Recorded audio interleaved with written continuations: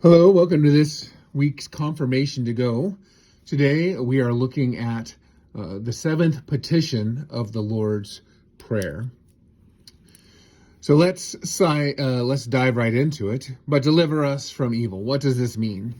We pray in this petition, in summary, that our Father in heaven would rescue us from every evil of body and soul, possessions and reputation. And finally, when our last hour comes, give us a blessed end and graciously take us from this valley of sorrow to himself in heaven. Well, as we work on the memory aspect of it, we notice that it's a summary petition. So really, this petition's kind of taking everything that we've prayed.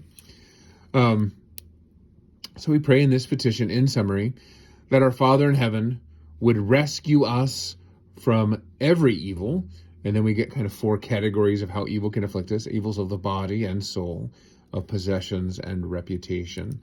Kind of work on those. But I think kind of four things with kind of two divisions here, right? 2 and 2 to 4. Again, just trying to help you with the memory here to break this down. And then beyond rescue from the evil, this kind of current help we also want a final deliverance. And finally, when our last hour comes, give us a blessed end and graciously take us from this valley of sorrow to himself in heaven, right? And so this is from, and this is to, right? Very, very important kind of to understand there what we're praying for. But this is all kind of one conceptual chunk as well as this. And so hopefully you can kind of divide it up that way. Use the echo method and work through it and continue through. All right, on to vocabulary. Here, deliver, right? Deliver us from evil. You can deliver to or you can deliver from. Here we're being specifically delivered from something. And so really deliver here means bring out of. And a lot of times when we think about delivery, we think about something being brought to us, like pizza or something. But here we're being asked to be brought out of something, not having something brought to us. And what are we asking him to bring us out of? Well, we're asking him to bring us out of evil. And so what is evil? Well, evil's a little bit tricky to define, but part of the reason why it's difficult is that it's really kind of a negative thing. It is... and this is the definition I think that'll bring us forward, is evil is lacking good. Well, okay, what does that mean? Well, ultimately that means God, right? It means lacking God. Lacking good means lacking God. And he plays out some of what that lack looks like. You can have moral evil, right? We usually call that sin, right? You can have bodily evil, and that's kind of we'll put that under like things like affliction or suffering, right? So just getting sick is an evil. It's certainly a lack of good. When you stub your toe, that is in a way evil, and you can understand it that way. It's a lack of what is good. And then one very important aspect to remember here is you can have what we would call personal evil, which is Satan. Right? And sometimes when we say deliver us from evil, you can actually change that to say deliver us from the evil one, who brings these afflictions upon us, who brought sin to bear in our lives through, granted, our own willingness to listen to him. But in some ways, we're simply asking God to protect us from Satan, and that's important to understand as well. All right. And then these helps we're looking for. Possessions.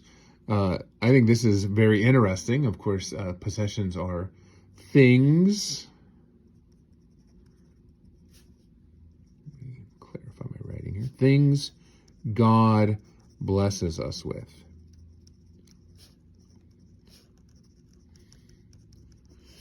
The simpler definition will be the things we own.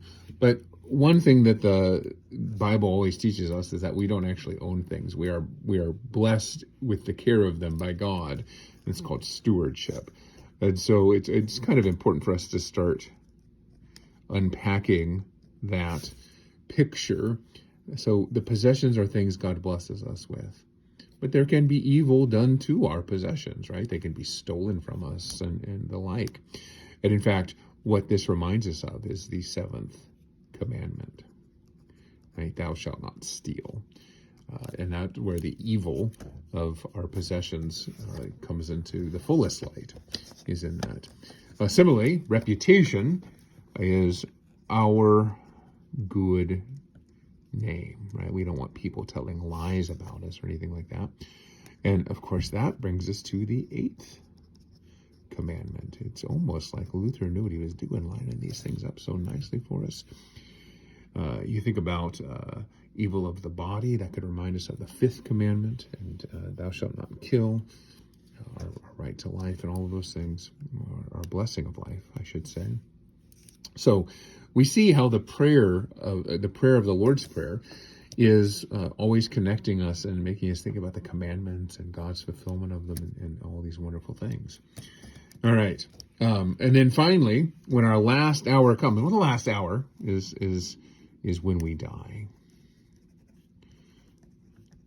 And sometimes that can be a very dramatic thing where it's drawn out and we have time to say goodbye. Maybe we have time to have a deathbed conversion or anything like that. But sometimes it can come on us quite suddenly too. So honestly, we are praying God to sustain us and keep us from evil until the day we die. And then when we die, we receive a blessed end.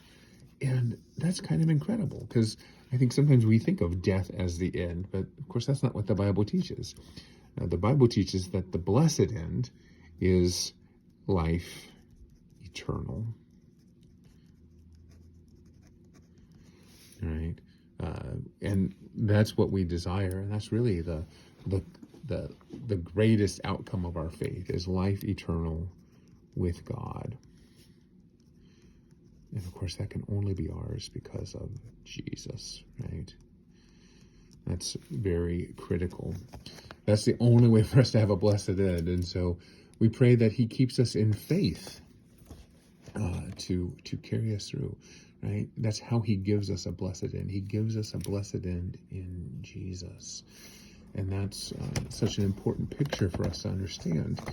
And Jesus also helps us, right? Did Jesus suffer evil in this world when he was crucified? Yes. But did he still receive a blessed end? Absolutely he did. He was raised and now sits at the right hand of God, and he is our King, our Lord, but also our friend and our brother. It's a great picture. And what we are asking him to do is for God to take us to himself in heaven, but from this valley of sorrow, and that means this world. The Bible often talks about, and Luther's really echoing it here, sometimes it's called a vale, which is just another way of saying valley of tears. And I always think this is important. This isn't to say that the world is nothing but misery. I think we all know that's not true. We enjoy lots of blessings in this life. But finally, the blessings in this life will disappear. And that's the real challenge. And you're all young enough yet that you haven't experienced probably a ton of that. But believe me, it will come. And it's a very challenging thing. And ultimately, this world is not good enough. This world is not good enough for us. We have to have the better world that Christ has won for us, the life eternal world with God. Well, that's the seventh petition. I hope that you found this helpful. Continue to work on your memory work and grow in your understanding of the catechism. And I pray God's blessings to you on the week ahead.